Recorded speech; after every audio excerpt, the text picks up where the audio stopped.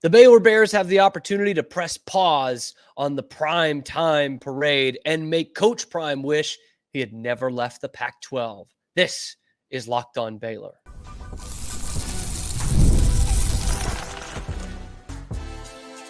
You are Locked On Baylor, your daily podcast on the Baylor Bears. Part of the Locked On Podcast Network, your team every day.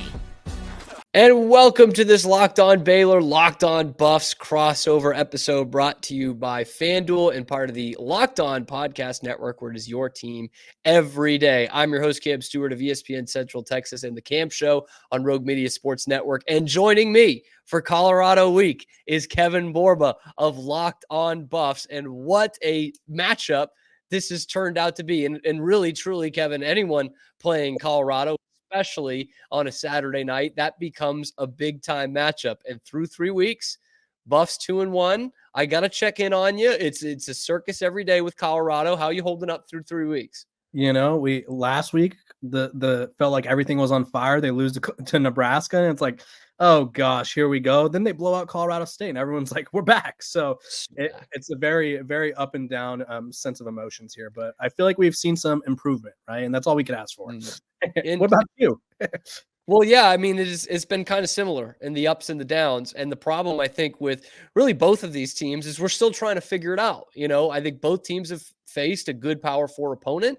Baylor with Utah, Colorado with Nebraska. They both lost. Yeah. They both good FCS opponents in week 1. They both, took down some, not great FBS opponents in week 3. So it's kind of a weird, mirror image through 3 weeks here. Obviously Colorado with Shedeur and Travis and Deion get a lot more, get talked about a lot more. And so it becomes like under the microscope. And to be honest with you, Kevin, I was looking at this week. I've watched really the first 2 almost full Colorado games. I didn't catch much of the Colorado State game last week. And, I'm kind of there with where's the run game? Boy, is this defense going to hold up against the Big 12?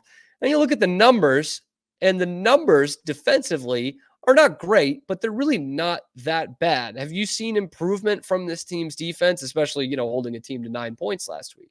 Yeah, I think that's kind of where I've seen the most improvement, actually, from last year to this year and just from week to week, honestly.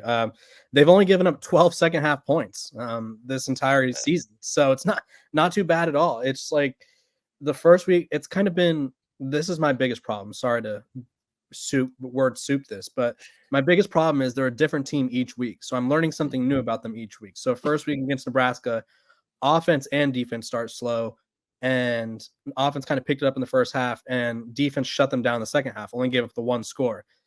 Second week against Nebraska, I mean, it was just an all-around poop show, right? They gave up 28 points in the first half. One of those was a pick 6, and then they held them scoreless in the second half. And then this past week against Colorado State, they just kind of all-around dominated them. They forced 4 turnovers. They kind of were really physical on defense and made a lot of plays. And I just am much more impressed with this defense this year than I was last year. I felt like last year, it felt like if the offense didn't score every time they touched the ball, they'd lose the game, is what it felt like, because it felt like the other team was going to score. This year, it's like, this year I'm more worried about the offense right now. I feel like they've been more inconsistent. The defense is kind of giving me some belief each and every week. Now, I do want to get to the off the field stuff too, because there's always something with Colorado, and it feels like it's pretty bland with Baylor. Although, I mean, we've got a quarterback controversy that has started to brew. There is a new starting running back, and there's always kind of that overlay of, this is Dave Aranda fighting for his job here. But the viral video that went around after Colorado State, which I know you've talked about on Locked On Buffs, is Shedeur not shaking hands with whatever Nicolosi, whatever his name is, from Colorado State. And that's because, there's a lot of talk throughout the week. We'll see where their Instagram likes get them and all that. I just wanted to get on our airways, your take on that whole deal with Shedeur and the other quarterback there. Yeah, I think for Colorado State's case, you could talk as much as you want. And this goes for any team across any sport, across any whatever. Doesn't matter what age group. I don't care if you talk as much as possible, but you have to be able to back it up, right? Because otherwise your word means nothing. And before the game, just for context, because I know there's a lot of selective video clipping out there. So a lot of people saw Shedeur not shake his hand. hit him with the "you can't F with me" kind of thing. And he did say that. I'm not pretending that didn't happen. It was kind of a weird little interaction there. But before the game, and you kind of alluded to it, the Colorado State quarterback threw shade at the Colorado program, saying they have to match up 11 on 11. We'll see how far Instagram followers gets them. And then their star wide receiver came out and said that they should have murdered them last year. He used the word murdered, excuse me. And so Colorado State was talking a lot. And then you combine that with the fact that Jay Norvell, the Colorado coach, made the comments about Deion Sanders last year, about how he's an adult. He takes his sunglasses off when he talks to adults, which really weird thing. If that's where you draw the line for certain things, like by all means. And then his wife called Shedeur Sanders a B.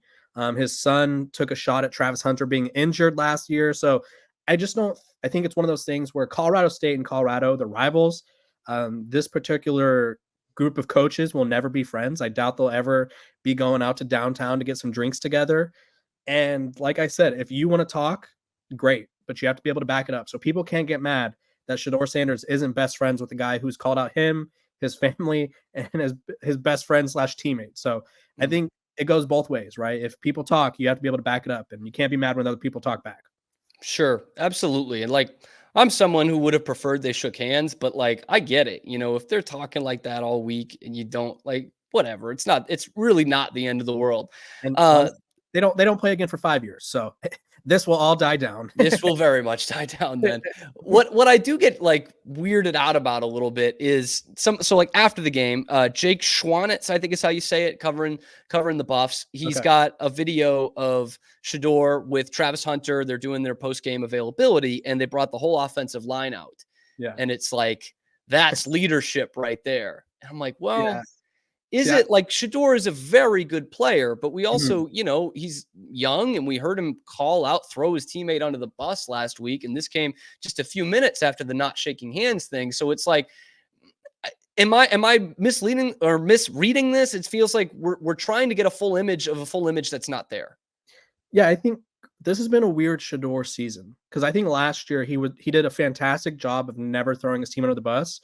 Which he was like the most sacked. Like that would have been the time. Like if there's any time, like not that I want that to happen, obviously, but you're sacked 50 whatever times, and he never once said anything on the Prime documentary on Amazon Prime.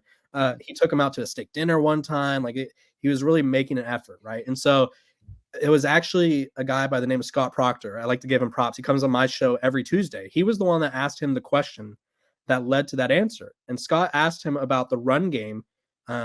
If it was something along the lines of how important it is to have a run game complement you. And that's when he replied back with the "how many times did Raiola get touched" thing. And for me, I didn't love the answer at all. It felt like he threw the team under the bus. It felt like it wasn't my fault. It felt like hey, everything's on me because we can't run the ball. That's what it felt like to me. And I think that's how it came off. And so this last week, when I see him and bring up the offensive line, and I talked about this on my show yesterday, it felt like a move that was encouraged. I don't know by whom. Obviously, Deion Sanders has a phenomenal PR team. I imagine maybe Shedeur Sanders, they work with him as well. And that felt like a PR move to me. I have a handful of college football players that I know personally. One of them said that it felt like he was gaslighting them. And so it's one of those things where get that. Last week you kind of just said, hey, my team's letting me down, so I have to do everything. And this week it's like, these guys are the true heroes. And it's like, okay. It feels like it becomes like a political campaign at times. I think I admire the effort. It just felt really forced. Well, I'll just put it that way. Like the effort was nice. It was a nice gesture because, I mean, you've been to dozens of games, hundreds of games, right? We're rarely ever talking to offensive linemen after the game. When teams select a player to talk, it's usually whoever led the game in touchdowns or whoever led the game in tackles, right? It's never, this guy had 3 pancakes. We're talking to him. Right. When they go, hey, Cam, hey, Kevin, do you have any questions for Jordan Seaton? Everyone's going to go. So nope. I admire the move. It just felt forced. Well, there is, as much as it might look like a political campaign at times for Colorado, they are playing football, and we're playing football this Saturday. So I do want to talk about some football between these two teams coming up right after this.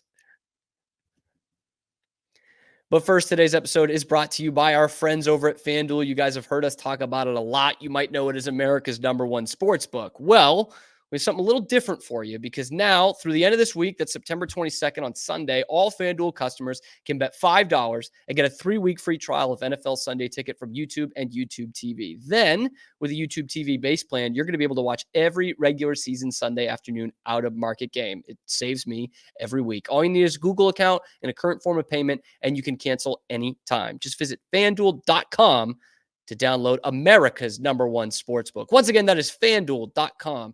Today's episode is also brought to you by our friends at ROI, which is what we're going with for now. And it is the way, it stands for Return on You. And it's a new platform that's going to let you, the fans, get involved in NIL like you've never been able to do before. You're going to contribute directly to your favorite athletes. And by supporting these players, you can help shape your rosters and retain the talent, keep your favorite athletes out of the transfer portal. Just as much as the portal changed the game for college athletics, ROI is changing the game for fans. You can directly support your players. It allows fans to directly back their favorite college athletes because with ROI, fans can play a key role in shaping the future of their programs. And it also allows those athletes to maximize their NIL potential. And what I like about it, no risk contributions. Okay, fans' contributions are securely held and are only distributed if the athlete makes the decision that aligns with the fan support. If not, the money is returned to the fan. So download ROI for iOS or Android and enter the referral code LOCKEDON, and you'll automatically be entered into a sweepstakes to win $5,000 cash. Just visit joinroi.com for additional details. Get off the sidelines and into the game, the NIL game, with ROI. All right, Kevin Borba, like I mentioned, they are playing football this weekend. These two teams have played a couple football games as well. We'll take the field. And it's going to happen. The Sawyer Robertson versus Shedeur Sanders matchup. We've touched a little bit about the defense. And yes, I am putting it out there. DeQuan Finn is still the or on the depth chart. It is going to be Sawyer Robertson this week. You're a Sawyer Robertson. Is it? Let's dive into that real quick. Yes, let's do it. That's a big storyline for Baylor this week. I think honestly, for Colorado, the quarterbacks that worry me the most are the ones that are dual threat quarterbacks. And so DeQuan Finn made me nervous a little bit because he's obviously a very, very freakishly gifted guy, right? Yeah. And so he has a big arm, but a lot of his damage was done with his legs. So Sawyer Robinson, a little different. Talk to us about that. Walk us through that. What happened there? Yeah, so DeQuan Finn had a terrible game against Utah, to be quite frank. He was 9 of 21 for 115 yards. He also got nicked up at the end of it. He got banged up. He had a shoulder injury. I think they said rib initially, then shoulder because he was in the sling. And so Sawyer Robertson played the whole game on Saturday and played pretty well. 18 of 24 for 250 and a touchdown run, and was just in command of this offense the way we have not seen from DeQuan Finn all season. And Sawyer Robertson can get out of the pocket a little bit, but obviously he's not DeQuan Finn in terms of turning something into or nothing into something in the run game. But what Baylor really did, I thought, even better than the quarterback position, was establish the run for the first time all season against Air Force on Saturday. And Air Force, decent defense, not an offense, not what I would call an offense, but decent enough defense. Teams. Yeah, usually one of the better 5 teams. So it was an all-around impressive game for you guys, I would say. Yeah, it took a while. The first half was not. There was 3 fumbles in the first half, and it looked bleak. And then 25-0 in the second half really kind of turned the tides. And so I would love, Kevin, honestly, I would love if there was a chance for some packages for DeQuan Finn to come in and, some RPOs and some quarterback design runs.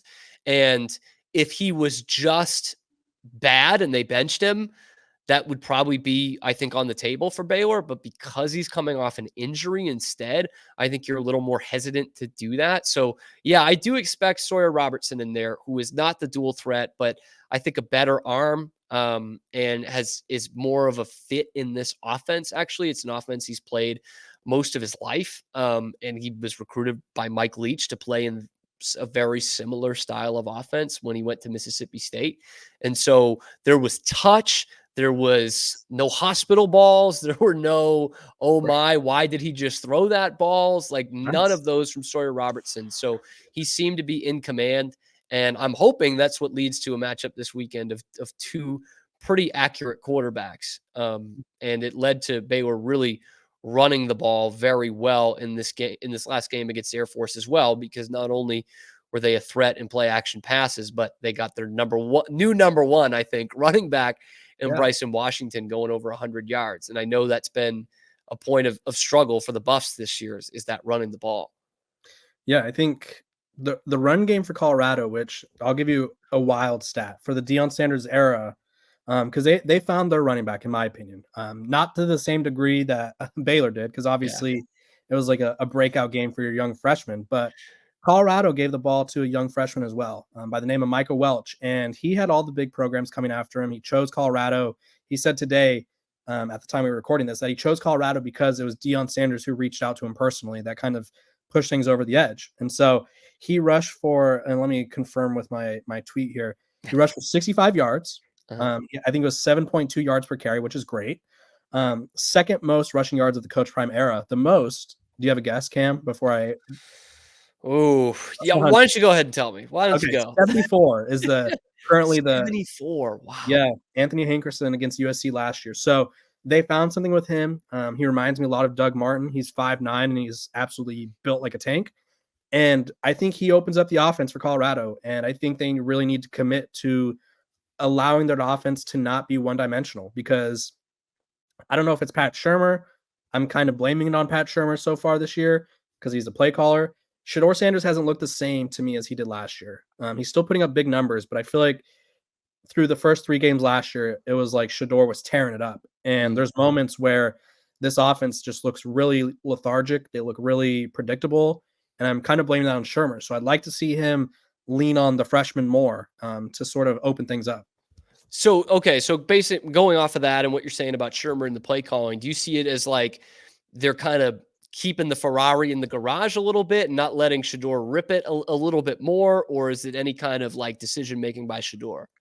See, I want to say it's more schematics. It's hard to tell because honestly, I think the biggest problem is they're just not clicking fast enough. And that's not really like to answer your question, but they've started slow in every game this season. Like they've gotten off to weird starts where it's like 3 plays and they're off the field, 3 plays and they're off the field to open the game. And that's not how you want to start. Like you want to be scripted plays. Yeah. Like you're supposed to, yeah. Your 15 plays are supposed to be like perfect, right? Where it's like, we know what we're running. We know what we're looking for. And for Colorado, they just haven't done that. So I think whether the script's not good enough or maybe just not creative enough, I think that's where I'd lean. Because I think Shedeur, he's one of the best quarterbacks in college football in my eyes still. I just don't think we're seeing him at his best, which is crazy because he still put up great numbers. He threw for like 400 yards this past game.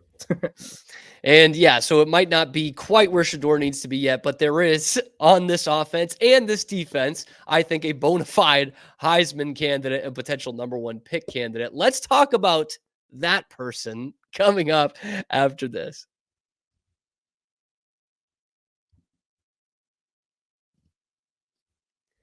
And if you are looking to get to this primetime matchup in Boulder on Saturday night, the only place I recommend getting tickets is through Gametime. It's the only place I go to get my tickets because they don't mess around with you. You go in the app and you can see the actual price you are going to pay. It's all in pricing. They're not going to like double up the price on you with the fees. What you see is what you get. And that comes with the seat too. Okay, you could see the panoramic view from your seat before you hit purchase. And a lot of places are doing that. Okay, plus you are backed by the lowest price guarantee, or Gametime's going to credit you 110% of the difference. And it's covered with the most flexible customer service policy in the ticketing industry. So take the guesswork out of buying tickets with Gametime. Download the Gametime app, create an account, use the code LOCKEDONCollege for $20 off your first purchase. Terms do apply. Again, create an account, redeem the code LOCKEDONCollege, COLLEGE at the end for $20 off. Download Gametime today. What time is it? Gametime.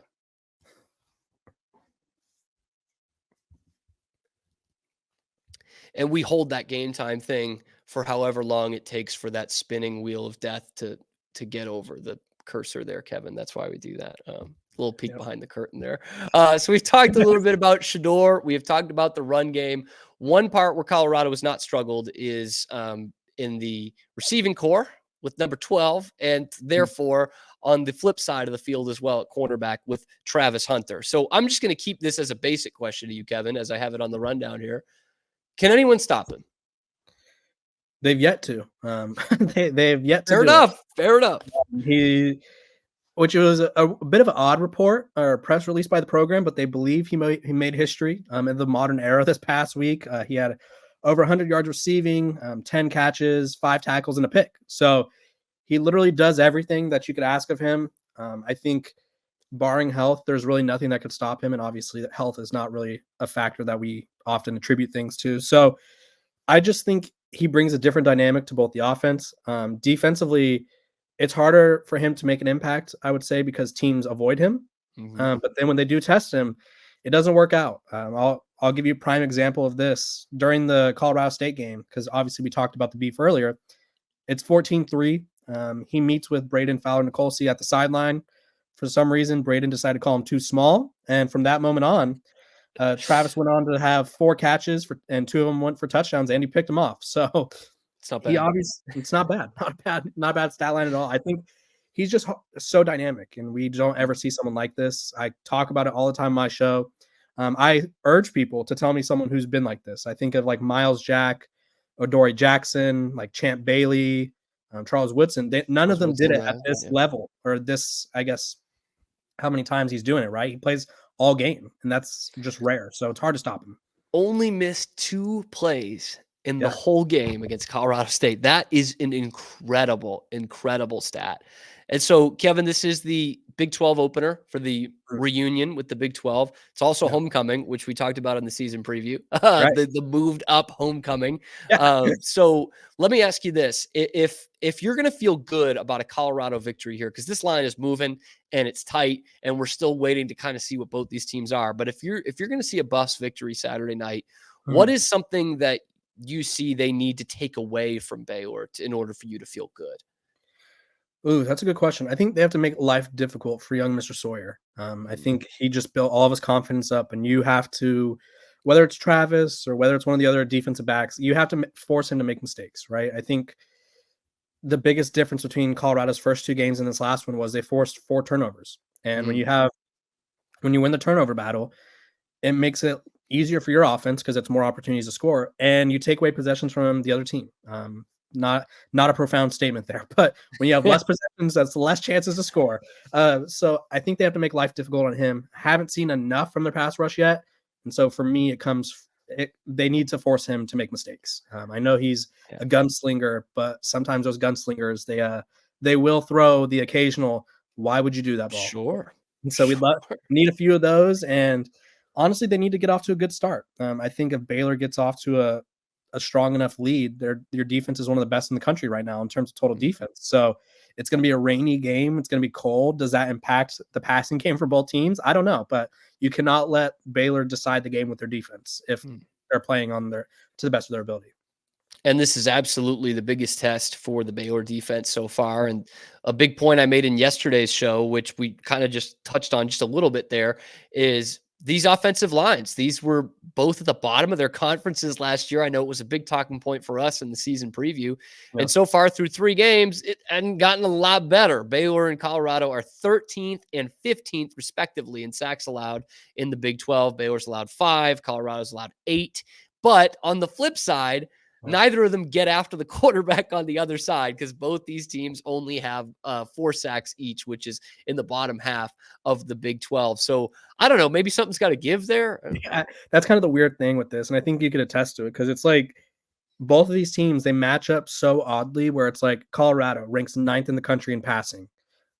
Baylor, really good defense. Something's got to give, right?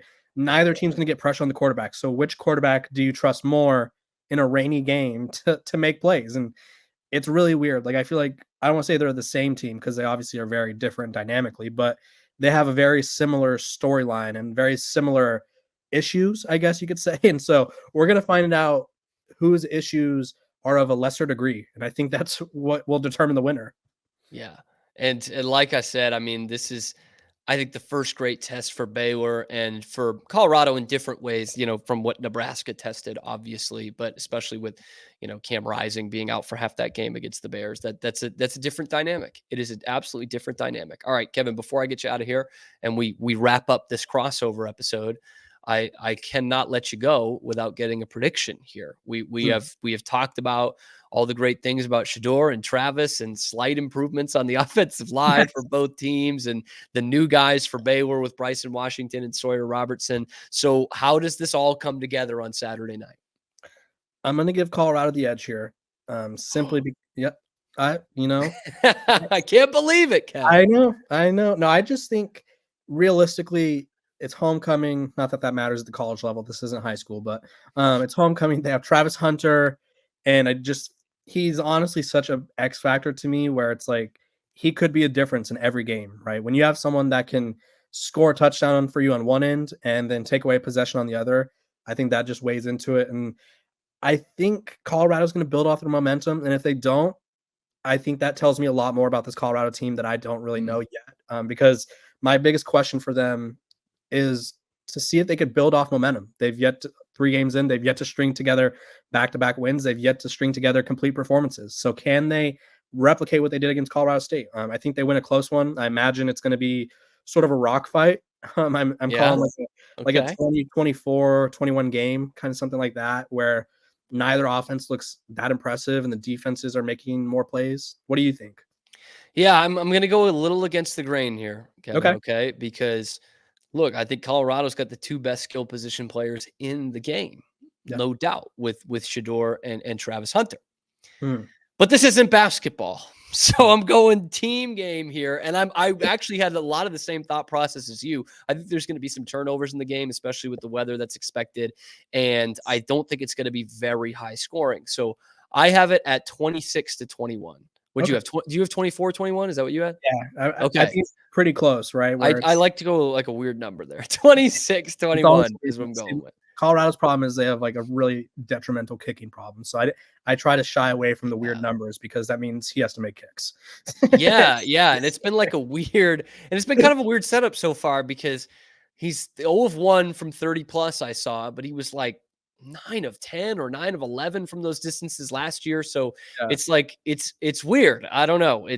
We'll see if it evens out. But anyway, so we're both expecting a tight game. That's what Vegas is expecting. And really, I mean, from what we've seen, there's not much that separated these 2 teams. You obviously hear a lot more about Colorado than you do about Baylor, and they have the two best skill position players, like I mentioned in the matchup. But it's still, I think we will learn a lot about both of these teams in this game. And just kind of a quick thing before we get out, Baylor, after that, will have BYU at home, which seems like a winnable game, especially depending on what happens this weekend. And then at Iowa State, which is a tough one. And for Colorado, this is sneaky because they don't have a number next to their name yet, but the next game will be at UCF, and they absolutely should. And that looks like a team, the way they played, especially in that second half against TCU, that can challenge for this conference title. So it's at UCF, home against number 13 right now, Kansas State, and then at Arizona before a little bit of a reprieve with Cincinnati at home. But man, that is a tough schedule coming up after that. I got to imagine that makes this game that much more important. Yeah, and I talked about it on my show. Colorado, I call this a must-win game, not because one of our coworkers said that Deion Sanders will be fired if they lose. Oh, yeah, I got to ask you about that. Is Deion going to get fired if they lose to Baylor? They are not, or he is not. Okay. I think you got to give him multiple years of just trying to figure it out, right? Just based off attention he brings to the program, based off the energy. It's one thing to be bad, but to be bad and irrelevant is a terrible, terrible thing. So let him figure it out. Give him a few years. Take that, Drake. He's not getting fired this weekend. He's not. But that's a tough stretch. I honestly don't love the UCF matchup. That's their 3rd road game in their first 5 games. And I think they lose that game. I'll be honest with you. UCF has one of the most dynamic quarterback, running back duos in college football. And I just don't love it. I don't. And then Kansas State is same thing. Very dynamic backfield. And yeah, I think Colorado, this is why I call this a must-win game.